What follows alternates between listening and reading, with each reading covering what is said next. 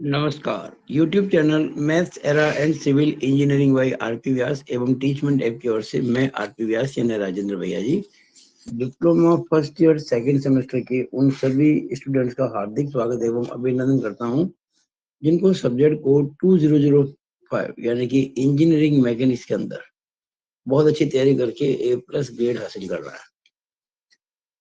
हमारे से पढ़ने वाले स्टूडेंट से कुछ प्रॉब्लम पूछी थी, वो जो क्वेश्चन पूछे गए थे वो मैं सभी कर रहा हूँ। ये पहला क्वेश्चन है और इन क्वेश्चंस को सॉल्व करने के लिए मैंने पीछे वाले ये जो वीडियो नंबर 6 है, तो वीडियो नंबर 2, 3, 4 और 5 मैंने बेसिक से समझाया, थ्योरी पढ़ाई और वो सब बातें बताई जो आज के जो इन 3 क्वेश्चन को करने में काम आने वाली है। क्वेश्चन देखिएगा, हम आपसे पिछले वीडियो में इस प्रकार के क्वेश्चन कर चुके हैं कि जैसे कोई ये रोलर है या मान लो कोई पहिया है जिसका सेंटर O है। पहिया का जो वजन होता है, वेट, वो सेंटर में ही काम करता है। वो है आपको दे रहेगा 800 न्यूटन, यानी कि 80 किलो का पहिया, 80 केजी वेट है। ये पहिया इधर मूव कर रहा है। अचानक रास्ते में एक पेड़ी आ गई, वो बाधा आ गई, ठीक है। और इस बाधा की जो हाइट है वो 10 सेंटीमीटर है। इस क्वेश्चन में लिखा हुआ है जो पूछा गया है। मैं क्वेश्चन ही पढ़ रहा हूँ, मैं क्वेश्चन को पढ़ने के बाद जो फिगर बना जो समझा रहा हूँ। आप भी जब परीक्षा में क्वेश्चन पढ़े तो फिगर बनाए, फिगर सब कुछ समझा देता है। ये बाधा 10 सेंटीमीटर हाइट की है। ये जो व्हील है पहिए, इसका जो डायमीटर है वो 40 सेंटीमीटर है। देखो लिखा हुआ है पहिए का व्यास 40 सेंटीमीटर है। अगर डायमीटर 40 सेंटीमीटर तो रेडियस कितनी होगी? 20। तो देखिए सेंटर से लेकर ये रेडियस O to B ये मैंने लिख दी 20। अच्छा, अब ये जो बाधा है, हिंड्रेंस है, जो बीच में पेड़ी आ गई है, इसकी हाइट कितनी है? 10 सेंटीमीटर। अगर मैं यहाँ से सीधी लाइन खींचूं, ये भी 10 हो जाएगी और रेडियस चूंकि 20 है तो ये 10 बच जाएगी। तो ये 10 और ये भी 10। ओके, हमने पहिए के केंद्र को इस बाधा के इस कॉर्नर से मिलाया, क्योंकि पहिया इस पेड़ी को या बाधा को यहाँ पे टकराता है। टकराता तो क्या होगी? प्रतिक्रिया होगी, रिएक्शन होगी। उसकी डायरेक्शन क्या होगी? ये आर, रिएक्शन। क्या किया मैंने? जब पहिया इस बाधा को दबाता है तो बाधा पहिए को दबाती है। ये जो पॉइंट ऑफ कांटेक्ट है इसको मिलाएंगे सेंटर से और इस लाइन को आगे बढ़ा देंगे। This is reaction from this hindrance, बाधा, टू दिस व्हील। और जो वेट है व्हील का वो नीचे एक्ट कर रहा है। हमें क्या कहा गया है? लामी प्रमेय की सहायता से वह न्यूनतम बल ज्ञात कीजिए, find that minimum force using Lami's theorem, जो पहिए के केंद्र पर लगा हो ताकि पहिया ब्लॉक पर चढ़ सके। The minimum force to be applied on center of the wheel so that the wheel can up the hindrance या up the block. ब्लॉक की प्रतिक्रिया भी ज्ञात कीजिए। We have also to find the reaction of the block. पहिए का भार 800 Newton है। आप देख रहे हैं कि ये जो सेंटर ओ है इस पहिए का, इस पे 3 फोर्स एक्ट कर रहे हैं। एक तो वेट, एक मिनिमम फोर्स। अब इसकी जो डायरेक्शन होगी वो आपको सीखूंगा मैं भी। हालांकि पिछले वीडियो में मैं कह चुका हूँ कि अगर आपको मिनिमम फोर्स लगा के चढ़ाना है तो डिस्टेंस मैक्सिमम होनी चाहिए और रेडियस से ज्यादा डिस्टेंस कोई हो नहीं सकती। इसका मतलब क्या होगा? आपको लिखना पड़ेगा कि for P is equal to, लिखा था मैंने पिछले वीडियो में, for P is equal to P minimum the direction of P minimum will be at right angle to AO। हम क्या करेंगे? AO जो लाइन है इसके ऊपर एक लाइन खींच देंगे, कैसी, ये वाली, और ये 90 डिग्री, यानी इस 90 डिग्री पर जो फोर्स लगेगा that will be minimum force. बाकी किसी भी दिशा में फोर्स लगाएंगे तो वो फिर फोर्स मिनिमम नहीं होगा, क्योंकि फोर्स किसी और एंगल पर लगाएंगे ना तो डिस्टेंस घट जाएगी, और जब डिस्टेंस घटती है तो फोर्स बढ़ता है। तो मोमेंट तो फिक्स है, उस मोमेंट को लगाना पड़ेगा ताकि पहिया चढ़ सके इसके ऊपर। तो ये पक्का हो गया कि जो मिनिमम फोर्स है उसके लिए जो लाइन ऑफ एक्शन है इस ए ओ के साथ में 90 डिग्री पे होगी। तीन फोर्स हो गए साहब आपके, आर जिसकी दिशा ये ए ओ ऐसे, एक ये इसके साथ राइट एंगल पे पी मिनिमम, और एक ये 800 न्यूटन। मैं पहले शॉर्ट के अंदर एक काम करता हूँ ताकि आपको ध्यान में पड़ जाए, अपन चेक भी कर सकते हैं। मैंने बाई मोमेंट मेथड सवाल किया जो अब तक करते हैं, जो अब तक हम करते हैं ना उस सिंपल मेथड से क्वेश्चन करते हैं, फिर करेंगे लामीज थ्योरम से, क्योंकि हमें लामीज थ्योरम से ही करना है इस क्वेश्चन को। और एग्जाम अगर ऐसा आता है लामीज थ्योरम से करना, फिर लामी से ही करना है।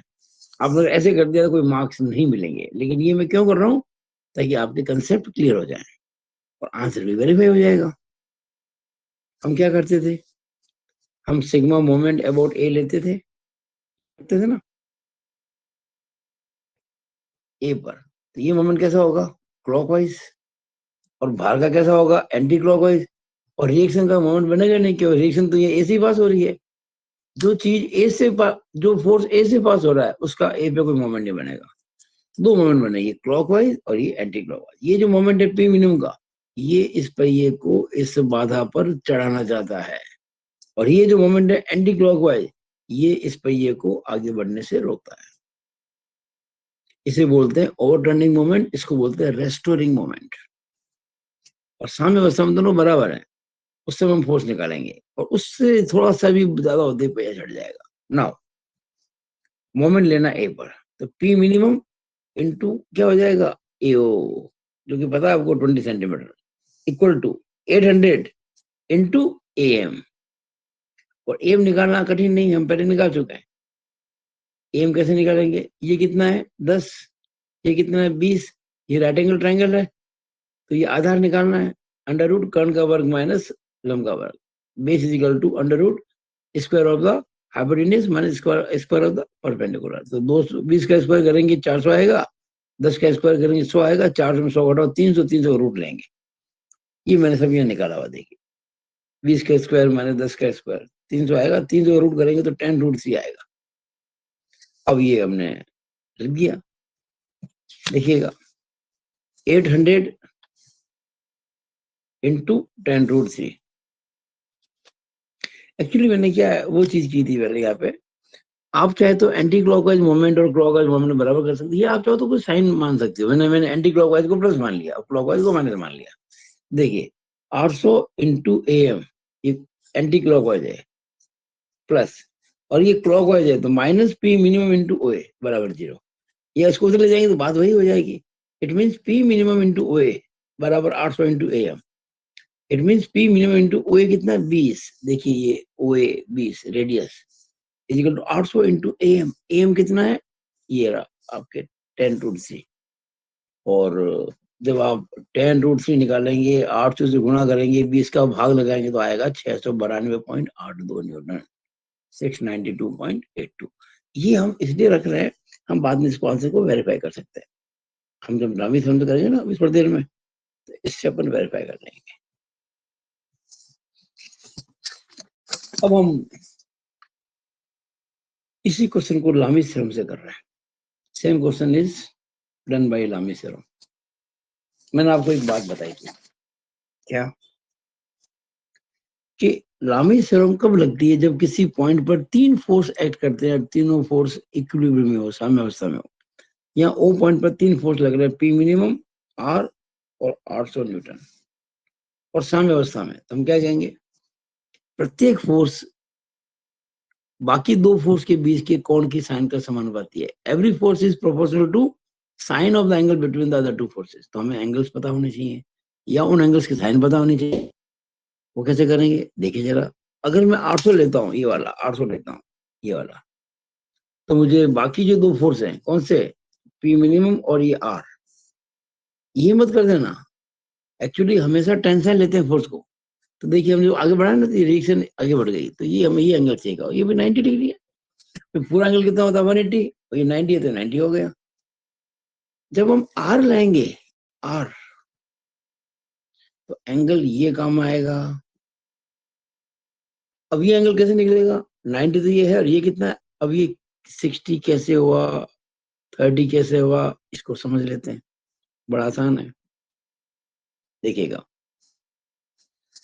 अब देखेंगे ये जो ट्राइंगल है, इसको मैंने थीटा कह दिया एंगल को। ये आपको पता है 10 है कि नहीं है, बिल्कुल है। ये 20 है कि नहीं है, बिल्कुल है। ये लंब है कि नहीं है, बिल्कुल है। थीटा के सामने क्या होता है, लंब, यानी कि परपेंडिकुलर, ये राइट एंगल के सामने हाइपोटेन्यूस। तो बताओ sine theta is equal to 10/20 हुआ कि नहीं हुआ, बिल्कुल हुआ। ये 1/2 होता है, तो बताओ theta is equal to 30 degree हुआ कि नहीं हुआ, बिल्कुल हो गया साहब, थीटा हो गया 30 डिग्री। अब ये एंगल 30 हो गया, वो 60 हो जाएगा, क्योंकि ये 90 है, और ये 60 हुआ, तो ये पूरा कितना हो गया, 90 प्लस 60, 150 डिग्री हो गया। ओके, जब हम आर लेंगे ना, आर, ये, उस समय हमें ये एंगल चाहिएगा, तो निकाल लिया हमने। अब जिसमें मैं पी मिनिमम लूंगा, ये पी मिनिमम, ये वाला, ये लूंगा, उस वक्त मुझे इस 800 न्यूटन और आर के बीच का एंगल, यानी ये एंगल चाहिएगा, ये वाला एंगल मुझे उस समय, ये एंगल चाहिएगा, ये वाला। कितना ये, इसके लिए कोई बड़ा मैटर नहीं है। ये बताओ सीधी लाइन है कि नहीं है, स्ट्रेट लाइन, बिल्कुल है। तो पूरा एंगल कितना होता है, 180 होता है, और ये 60 है कि नहीं है, बिल्कुल है। तो ये 120 हुआ कि नहीं हुआ। अब हमको सब पता पड़ गया, ये एंगल 120 हो गया, वो एंगल 90 हो गया, और ये एंगल 90 प्लस 60 150 हो गया। ये मैंने यहाँ पे तो किया है, देखिएगा, आर, पी मिनिमम 800 न्यूटन, इसको मैंने बताया ना भी आपको 150, उसको 150, सॉरी 120, इसको 150, इसको 90। अच्छा, क्रॉस चेक कर सकते हो आप, इन तीनों की सम कितनी होनी चाहिए, 360, और एक नहीं हो रही, आप चेक कर लो, 120 और 90 कितने होते हैं, 210, 210 और 150, 360। ओके, अब लामे की थ्योरम लगाएंगे, हमें आर भी निकालना है। We also we have also to we also have to find R, ये रिएक्शन। पी मिनिमम भी निकालना है, 800 दे रखा है। अब तो बहुत आसान क्वेश्चन हो गया ये। देखिएगा, ओ पर 3 बल पी मिनिमम आर और 800 न्यूटन कार्य कर रहा है लामी की प्रमेय से। This P minimum upon sine 120 is equal to R upon sine 150 is equal to 800 upon sine 90। Sine 120 sine 180 minus 60 यानी √3/2 होता है। साइन 150 साइन 180 माइनस 30 साइन 31/2 होता है, और साइन 91 होता है। अब मुझे पी मिनिमम निकालना है, तो 800 बटे 800 इंटू √3/2, आर निकालना है, 800 बटे 800 इंटू 1/2, 800 √3/2 करेंगे तो 400 √3 आ गया, आर निकालेंगे तो 400 आ गया। तो हमें एक्चुअली पी मिनिमम आर दोनों निकालने थे, मैंने दोनों ही निकाल दिए। ये सॉल्व करेंगे ना, तो 692.82 न्यूटन आएगा, और ये एग्जैक्टली 400 है, ये हमारा आंसर आ गया, दिस इज आंसर। ये देखो 692.82 हमारे पहले भी आ रहा था, ये देखिएगा 692.82 पहले भी आ रहा था। अच्छा, ये मैंने आर निकाला लामीज थ्योरम से। क्या हम आर को उसके बिना निकाल सकते हैं क्या, बिल्कुल निकाल सकते हैं। ये रहा देखिए, ये मैंने आपको थ्योरेटिकल मेथड बता दिया, ये लामीज से नहीं, it is not from Lami's theorem, लेकिन मैंने आर निकाला इससे। ये 400 ही आया है, ये देखिए, ये वाला 400 आया है। कैसे, ये भी समझ लो आप। देखो, जो आर है ना, रिएक्शन, वो पी मिनिमम और 800 न्यूटन के परिणामी के बराबर है, किंतु विपरीत है। देखो ध्यान से, अभी देखिएगा, इस पॉइंट पर ये तीन फोर्स, ये आर, पी मिनिमम और 800, ये साम्यावस्था में।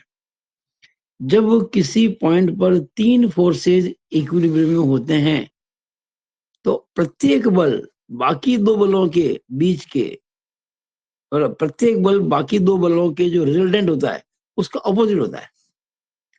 इसका मतलब ये पी मिनिमम और 800 का जो रिजल्टेंट होगा, वैसे ही देखो ये इधर पी मिनिमम 800, इसका रिजल्टेंट इधर जाएगा, इसके एग्जैक्टली ऑपोजिट और बराबर होगा। यानी आर को निकालना है ना, आप पी मिनिमम और 800 न्यूटन का रिजल्टेंट निकाल लो बस। वो हालांकि इधर होगा लेकिन उसके बराबर ही हो जाएगा वैल्यू निकालने के लिए। और पी मिनिमम हम निकाल चुके थे, देखो इसमें तो 692.8 निकाल चुके थे ना। और आर ये वेट हमको पता है 800, और हमको ये एंगल चाहिए। आपको पता है ना, जब पी और क्यू दो फोर्स लगते हैं किसी एंगल अल्फा पर तो उसका रिजल्टेंट आर क्या होता है, under root P square plus Q square plus 2 P Q cos alpha. तो पी की जगह तो मान लो 800 आ गया, क्यू की जगह ये आ गया, और अल्फा की जगह 90 प्लस 150 आ जाएगा। ये मैंने किया है यहाँ पर, ये देखिएगा। मैंने क्या माना कि जो पी मिनिमम है, ये जो पी मिनिमम है निकाल चुका था मैं, और ये जो 800 है, इन दोनों का रिजल्टेंट ये आर डैश है। आर डैश का मैंने, और आर डैश के एग्जैक्टली ऑपोजिट जो है ये आर डैश इधर है।